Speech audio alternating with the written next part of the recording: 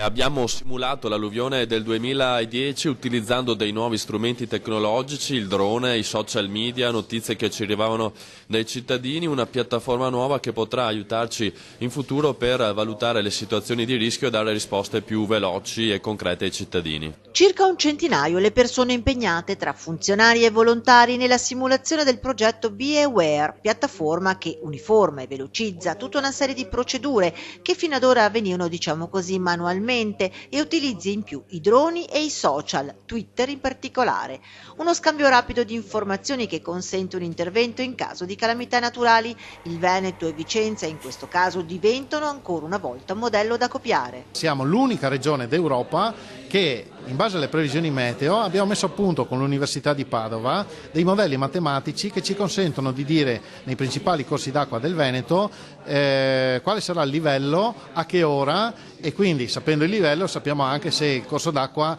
rischia di esondare oppure no. Dal 2010 ad oggi la Regione Veneto ha messo in cantiere progetti per 3 miliardi e 200 milioni, già attivi interventi per 900 milioni, messi in sicurezza gli argini, attivo il bacino di laminazione di Caldogno ed ora, superati i ricorsi, è al via anche il bacino di Viale Diaz. Adesso parte, entro un mese inizierà la bonifica bellica, poi i lavori, 2 anni per il completamento, 16 milioni e mezzo di costo, e questo servirà proprio per preservare in modo particolare la città di Vicenza. Ma poi c'è il bacino di laminazione sull'Orolo, anche in questo caso assolutamente importante, già assegnati i lavori